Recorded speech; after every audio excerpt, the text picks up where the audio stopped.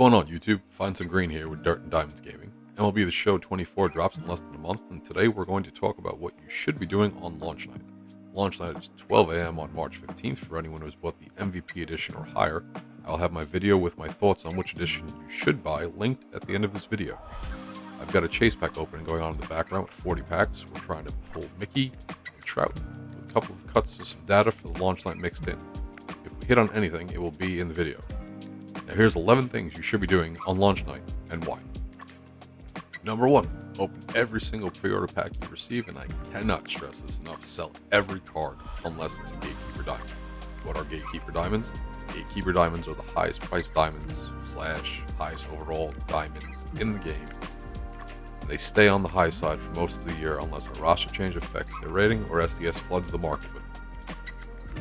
They are in lower circulation and are typically see their prices rise for the first couple of months or stay stable until more people start to complete the Live Series collection. Most cards you pull on launch will never be higher than they will be in the first week, especially on the first night. If you look at Cody Bellinger on opening night of MLB The Show 23, he was a 74 overall, was going for 540 stubs. Fast forward a few days later and his price dropped significantly. Vladdy Jr. was an 84 launch, but was going for just over 8,000 stubs. Freddie Freeman was an 86 to start the year, who was going for 15K. Adley Rutschman was an 83, but was going for just over 5K. Point is, if you sold them on launch night, you could have bought them back for less within 3 days to a week later. Number 2, which is slightly different than number 1, Barrier Breaker and Legend Choice Pack card values will most likely be the lowest they will be for quite a while on launch night. Everyone will be selling these cards off trying to get their stub count up. If you have the stubs to use, it's the perfect time to fill your squad with some diamonds that might be usable at launch, depending if they go 99s at the rip again or not. Otherwise, it would be an investment that should pay off down the line. If you look at captain cards from last year's pre-order bonus, Trevor Hoffman is a great example. As you can see, that you can buy him at launch for $17,000, and within 2.5 weeks he was over 30 and shot up to 50,000 by May. Now, granted, that's a longer hold, and you'll definitely need some stubs to burn, but, a week's not that long. You could probably get some good use out of a card over the course of a week, and then still be able to sell them for, 10 to 15,000 more, potentially, than what you bought them for. It's not a terrible investment. And just a thought. Now, on to number 3. I don't usually suggest this, but if there is ever a time to buy packs, it's on launch night. As already stated, most cards will never be higher, from commons through golds and even some of the lower tier diamonds. Gold equipment, silver equipment, if it isn't nailed down, rip it and sell it. I've been doing this now for years. Selling everything is time consuming, but for the most part, you are going to break even, and if you're lucky, you might be ahead. Of course, this is a personal experience and results may vary, but in the years that I've been doing this, it has paid off. And I mean, let's be honest, ripping packs is fun. No one can tell you otherwise. I mean, it's not fun when you pull absolutely nothing, but ripping packs is fun. Number 4, and this may be slightly controversial, but let's talk about creative player for a minute. I don't care what your position is on them.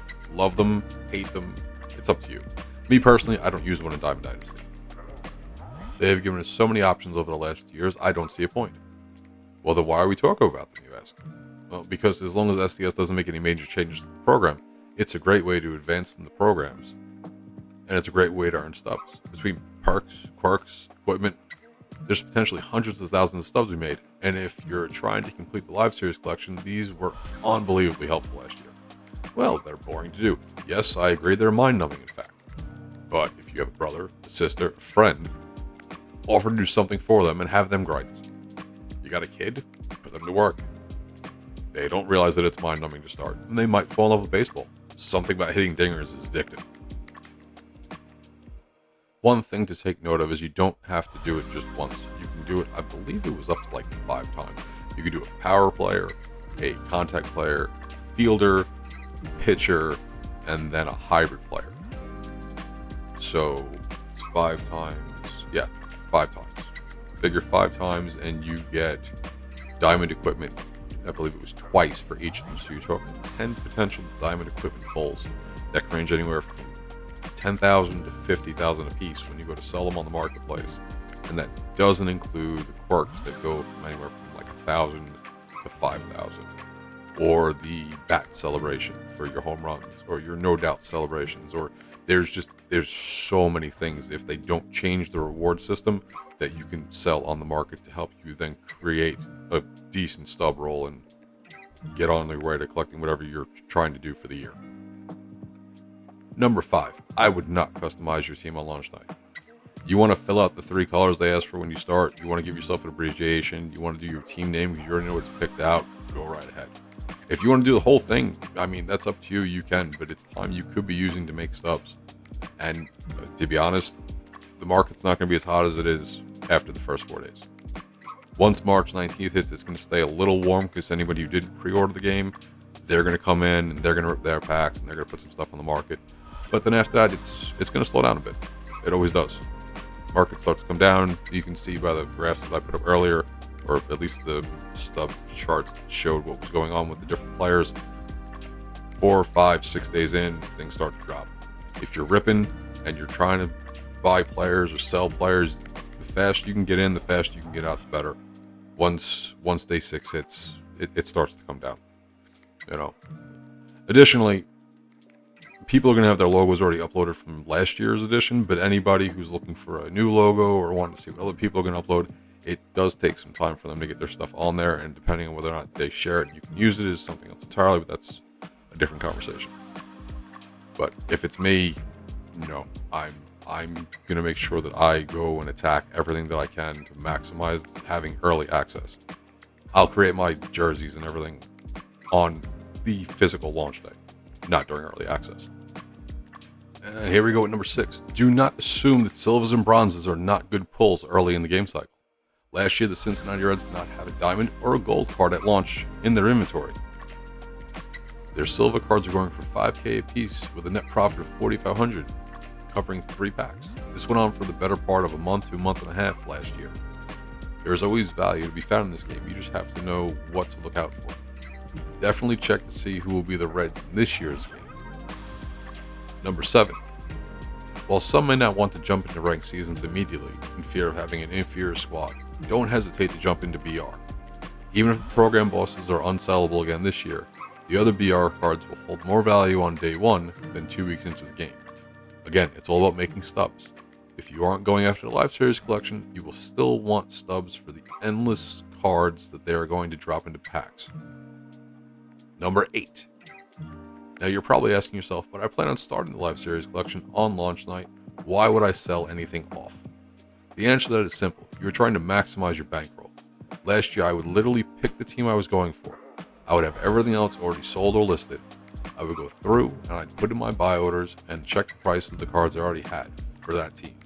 If there was a decent split, I would put in a buy order for the card and I would list up the card that I already had. The sale would happen, the buy would happen, and now I'm up an additional 200 stubs. You do that 6 times in a team and you're paying for all the lower tier cards as you go. I was done with the Live Series collection within 2 weeks last year. I like to knock it out early. I get to enjoy all of the cards before the heavy hitters come out. I got to use Jeter for the entire year, Sosa for a decent chunk of the year, and unfortunately Mark McGwire's swing wasn't that great. It also afforded me the ability to sell off every single Live Series card I pulled for the rest of the year, keeping my stub roll full for any investments or cards that I wanted to buy when they were released. Number 9 is get to flipping. You don't have to flip. It's not a requirement. For me, I enjoy it. It's kind of like the game within the game for me. On days where I don't feel like playing ranked seasons or an event or BR and I don't want to grind against the computer, flipping is an easy way to make stubs while I'm sitting on my couch, watching a movie, watching TV, watching a sporting event. Just have the app and you go through and you click and you click and you click and you put in your buy orders and you check back. You put in some sell orders and you throw in some more buy orders. The nice thing about SDS taking away the cap they had on how many orders you could have in is you literally could have 1,000 orders out there at a time if you really wanted to. And with the app, it makes it so much easier to do these things. But if you're playing a bunch, you can still put in a whole bunch of buy orders before you jump in your game. And then when you finish your game, you can jump back out, see what actually got bought, put the sell orders in on whatever you bought, put in some more buy orders, and just rinse and repeat. If you sit there and do it for 8 hours a day, it's going to feel like a job. You don't want it to be that way. But if you do it in your spare time, your free time, you're in between whatever else you're doing time, you'd be surprised how fast you can rack things up. Number 10, mini seasons. Mini seasons is a great way to start building your collection and stub count. If SDS doesn't make any drastic changes, it's a great way to gain XP, packs, and sellable rewards. And all these things lead to stubs. Now you have two ways to go about this. You can play the entire mini season and the playoffs, or you can find a repeatable mission that you can knock out in 2 games and then just forfeit the season and rinse and repeat. For me, if they keep it at a 27 game season, I'm going to play about 20 games. I'm going to win my games. I'm going to make sure I have a comfortable lead, and then I'm going to sim the last 7 games, provided that the reward they offer only requires me to place within the top 4 spots and make the playoffs. Number 11. Most importantly, guys, have fun. It's launch night. Get on a group chat with your buddies, hang out with a friend, just make it an enjoyable evening, and go fish for some trout. Quick edit for you guys. I can't believe we pulled Trout and Mickey in the same pack opening. I probably could have made some stubs or at least broke even, but this game cycle's over and I thought it'd be nicer just to sell to the highest bidder so they can enjoy them. God knows I've had a blast with both of those cards. With that said, I'm kind of sort of speechless about it. Didn't think that that was going to work out that way, but I'm definitely not complaining. As always, thank you for listening. I hope this helps. Comment down below if there's anything you think everyone should be doing on launch night. What is your favorite part of launch night? I'd love to know. What is the best pull you've ever had on launch night? For me, I pulled World Baseball Classic Otani last year out of my first chase pack. If you like what you heard tonight, hit the subscribe button, give it a like, click the naughty bell. Everything helps the algorithm. What's on the horizon? Well, we're going to start ramping up for the new season. We got some stub making tips coming out, roster updates, speculation videos, some gameplay, pack openings. We'll just do a little bit of everything. It's a fun game. Might as well enjoy it as long as we can. Hopefully this year's not as crazy as last year was with sets and seasons. They kind of killed the game a little earlier for some people.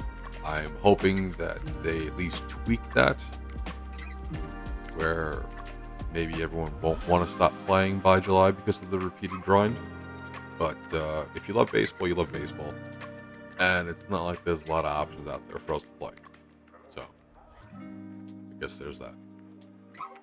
Until next time, I'm Find Some Green, and you guys have a good one.